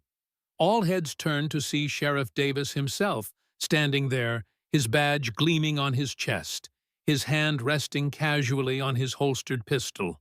Behind him stood Martha Williams, and to Abigail's shock, Ethan apparently no longer restrained. "Ethan sent a rider to town last night," Martha explained, satisfaction evident in her tone. "Asked us to come at first light, said it was urgent. Seems he was right." "This is a private matter, Sheriff," Harold said coldly. "A family dispute, nothing more." "Is that why you have Mrs. Harper at gunpoint?" the sheriff asked mildly, nodding toward one of Harold's men who had drawn his pistol during the confrontation. "She threatened us first," Holloway protested, pointing at the rifle in Abigail's hands. "I'd say she had cause," Sheriff Davis replied, "considering what I've just heard about the Silverhorn fire." He turned to Martha. "You have that journal you mentioned?" Martha produced her journal from her bag. "All here, Sheriff. Dates, times, conversations I overheard. And this." She held up a piece of paper. "The page I tore from Harold's ledger before I fled, showing payments to the men who set the fire." "This is absurd," Harold snarled. "The ravings of a disgruntled former employee and a grieving widow. You have no real evidence." "Actually, we do." Ethan stepped forward, producing several folded papers from inside his shirt. "Copies of your correspondence with Holloway and the railroad men discussing how to remove obstacles to your plans. I made duplicates last night, kept one set on me, sent another to Martha with the rider." Harold's face darkened with rage. "You ungrateful whelp! After everything I've done for you for this ranch. You've done nothing but corrupt the legacy my mother left me." Ethan cut him off, his voice hard. "Whispering Pines was meant to be a place of honor, of honest work. You turned it into a monument to greed." Sheriff Davis moved forward, hand still on his pistol. "Harold Blackwood, Frank Holloway. I'm placing you both under arrest on suspicion of arson, murder, and conspiracy. Your men would be wise to stand down." For a moment, it seemed Harold might resist. His eyes darted around the kitchen, calculating, desperate. Then, with a suddenness that startled everyone, he lunged toward Abigail. The rifle discharged with a deafening roar, but Abigail had jerked it upward at the last second, the shot going wide. Harold crashed into her, sending them both to the floor, his hands closing around her throat. Chaos erupted. The sheriff drew his pistol, Ethan leapt forward, and Roy bellowed commands. Through the fog of pain as Harold's fingers crushed her windpipe, Abigail was dimly aware of Ethan pulling his father off her, of the savage blow he delivered that sent the older man sprawling. Then Martha was beside her, helping her sit up, examining the angry red marks on her neck. "Breathe slowly," she instructed. "You're all right now." Across the kitchen, Harold Blackwood sat slumped against the wall, blood trickling from his split lip. The fight gone out of him. Sheriff Davis stood over him, pistol trained steadily on his chest, while Holloway cowered nearby under Roy's watchful eye. As the sheriff secured Harold's wrists with handcuffs, the older man's eyes found his son's. For the first time, Abigail saw something besides arrogance or rage. In those hard features, a flash of what might have been regret. "You don't understand what I've sacrificed," Harold said, his voice low enough that only Ethan and Abigail could hear. "What I built for you." Ethan shook his head. "You built it on the ashes of other men's dreams, Father." "I built it because I had nothing." Harold's voice cracked with unexpected emotion. "You never knew what it was to be poor, to be looked down on. Your mother and I came west with nothing but the clothes on our backs. People like the Harpers, with their fine education and family connections, they had choices. I didn't." "That doesn't justify," Ethan began, but Harold cut him off. "My father was a sharecropper who died in debt. My mother took in washing until her hands bled. I swore I would never live like that, and that my son wouldn't either." Harold's gaze moved to Abigail. "Your husband inherited his land from his father. I built Whispering Pines from nothing with these hands." Abigail felt a chill, recognizing a twisted reflection of her own determination to provide for Lily. "Matthew worked just as hard as you did," she said quietly. "He earned everything he had." "And the railroad would have made us all rich," Harold countered. "The territory needed that route. Progress doesn't wait for sentiment or stubborn pride." "It wasn't about money," Abigail said. "Silverhorn was our home." "Home," Harold echoed, a bitter smile twisting his lips. "I spent 40 years building mine, lost my wife to it, nearly lost my son, and now I'll die in prison while strangers divide what I built." His eyes, when they met Ethan's, held a complex mix of anger, pride, and something that might almost have been love. "I wanted to leave you something that would last, boy. Something no one could ever take from you. You taught me that a man's legacy isn't measured in acres or dollars, Father," Ethan replied, his voice steady despite the emotion in his eyes. "It's measured in how he treats others, in whether he leaves the world better than he found it." For a moment, something like respect flickered across Harold's face. Then the sheriff pulled him to his feet, breaking the connection between father and son. "Let's go, Blackwood," Sheriff Davis said. "The judge will want to hear about this right away." As they led Harold and Holloway out, Ethan remained motionless, watching his father being taken away to face justice for his crimes. The rigid set of his shoulders told Abigail more than words could have about the cost of this victory, the pain of being the instrument of his own father's downfall. She reached out tentatively, her fingers brushing his arm. "He made his choices, Ethan. You aren't responsible for them." "I know," he said quietly. "But understanding why he made them doesn't make it any easier." He turned to look at her, his eyes haunted. "There's a part of him in me, Abigail. The same drive, the same determination. Sometimes I wonder how different I truly am." "The difference," she said firmly, "is that you use that strength to protect, not to destroy. To build up, not to tear down." She met his gaze steadily. "I've seen enough of both you and your father to know the difference." "It's over," Ethan said, kneeling beside Abigail. "They'll stand trial for what they did. To Matthew, to the others." Abigail nodded, unable to speak yet through her bruised throat. The enormity of what had just transpired washed over her justice after so long. Matthew's killers would face punishment for their crimes. Yet mixed with the relief was a strange emptiness. Vengeance, she was discovering, did not fill the void left by loss. The weeks that followed passed in a blur of statements to the law testimony before the judge, and gradual healing, both physical and emotional. Harold Blackwood and Frank Holloway were held in the Silverstone jail awaiting trial, while Ethan worked to set Whispering Pines in order.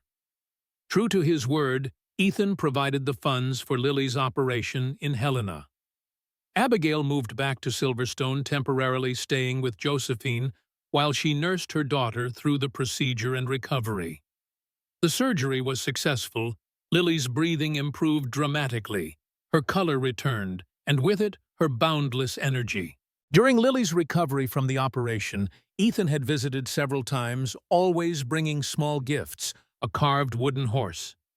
One day, a book of Montana wildlife, the next, wildflowers carefully pressed between pages of parchment paper. Lily had received each offering with growing enthusiasm, her initial shyness giving way to genuine affection. One afternoon, Abigail returned from the market to find them sitting together on Josephine's porch steps, Ethan patiently teaching Lily how to whittle a small piece of pine into the shape of a bird. "Keep your thumb clear of the blade," he was instructing gently. "Always cut away from yourself, never toward." Lily's small face was a study in concentration, her tongue caught between her teeth as she carefully followed his guidance. When she looked up and spotted Abigail, her face brightened. "Mama, look what Mr. Ethan's teaching me. I'm making a bluebird." "I see that," Abigail replied, smiling at her daughter's obvious delight. "It's coming along beautifully. Mr. Ethan says bluebirds are lucky," Lily continued, returning to her carving with renewed focus. "He says his mama told him they carry wishes to heaven." Ethan's eyes met Abigail's over the child's head, a moment of understand and passing between them. He hadn't merely been teaching Lily a skill, he'd been giving her a way to connect with the father she'd lost, a means to send her love skyward.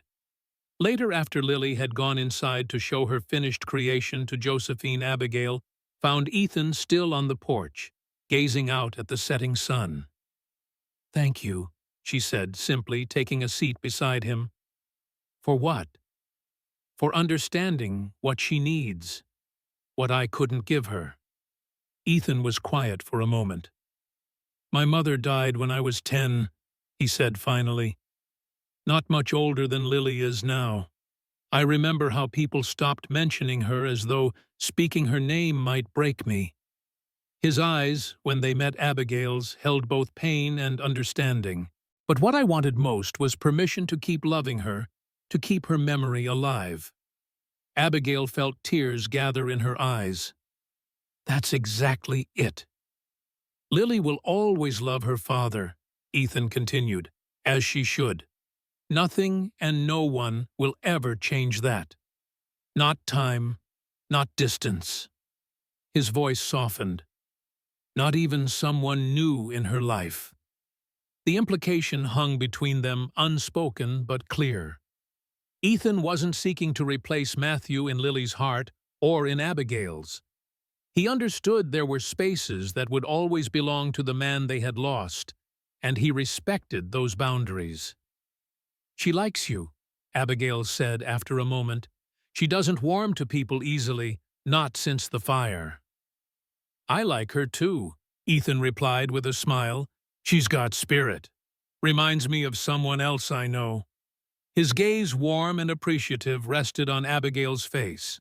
The following week, when Lily proudly presented Abigail with another drawing, this one showing 3 figures standing before a house labeled "Our Ranch," Abigail felt a quiet peace settle over her heart.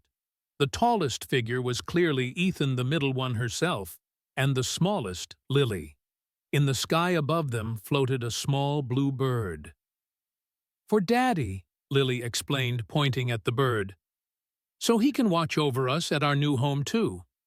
It was then that Abigail knew whatever decision she made about Ethan's eventual offer, her daughter had already begun to heal in ways she hadn't thought possible.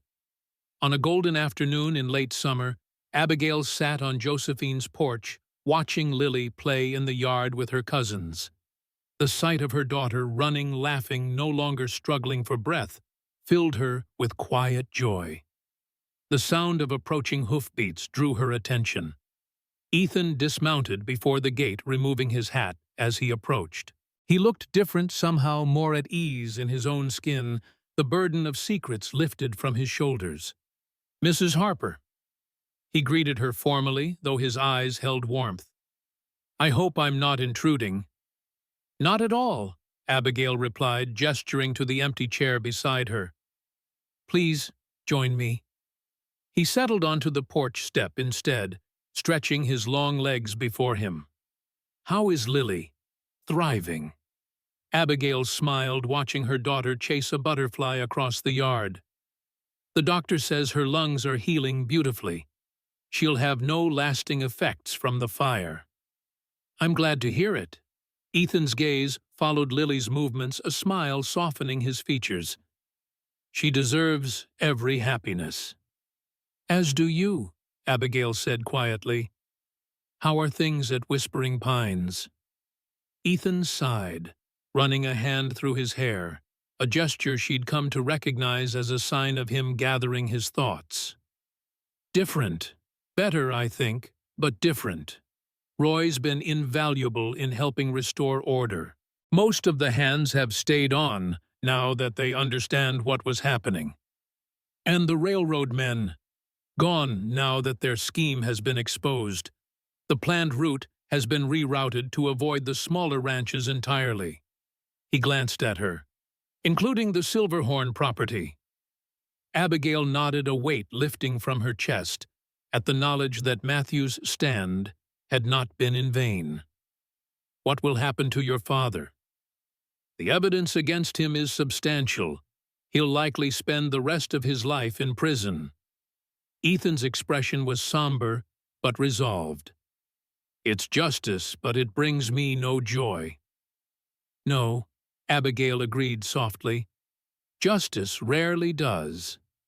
A month later, they received word from Sheriff Davis that the trial had concluded. The evidence against Harold Blackwood and Frank Holloway had been overwhelming. Martha's testimony, combined with the ledger entries and correspondence Ethan had found, left little room for doubt. The judge had sentenced Harold to 20 years in the territorial prison for arson conspiracy to commit murder and fraud. Holloway received 15 years for his role as accomplice. The court had also ordered restitution to be paid to the families affected by the fires, including Abigail.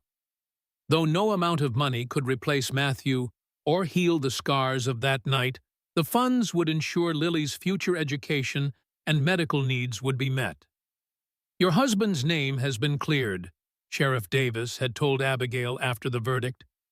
"Everyone knows now he wasn't just some unlucky rancher who let his lamp fall. He was a man who stood his ground against powerful men who wouldn't be bullied or bought." That validation had brought Abigail a peace she hadn't expected. Matthew hadn't died for nothing. His refusal to be intimidated to sell his principles along with his land had ultimately exposed a corruption that might otherwise have continued unchecked. The railroad had been rerouted, overseen by new investors with cleaner hands and stricter oversight. The remaining Silverhorn land had been officially deeded back to Abigail, the paperwork handled by a new banker who'd taken over Holloway's position with promises of honesty and fair dealing. While the trial had proceeded, Ethan had worked tirelessly to restore Whispering Pines' reputation. He'd rehired some of the older hands who'd left when Harold's methods grew questionable. He'd made amends with neighboring ranchers who'd been pressured or threatened. Slowly, the name Blackwood was beginning to mean something different in the county, not a symbol of greed and corruption, but of restoration and honest dealings. It was a legacy Ethan could be proud of, one worthy of his mother's memory rather than his father's ambition. They sat in companionable silence for a time, watching Lily play, each lost in their own thoughts. Finally, Ethan turned to face her directly. "I've come with a proposition, Mrs. Harper." "Abigail." Her heart quickened at his use of her given name. "Oh, Whispering Pines is too large for me to manage alone. I need a partner, someone with good sense and a strong will." His eyes held hers steadily. The ranch adjoins Silverhorn land. Combined, they would make one of the finest operations in the territory. Abigail stared at him, understanding slowly dawning. "Are you offering me a business partnership, Mr. Blackwood?" "Ethan," he corrected gently. "And yes, in part, but I'm also offering a home for you and for Lily.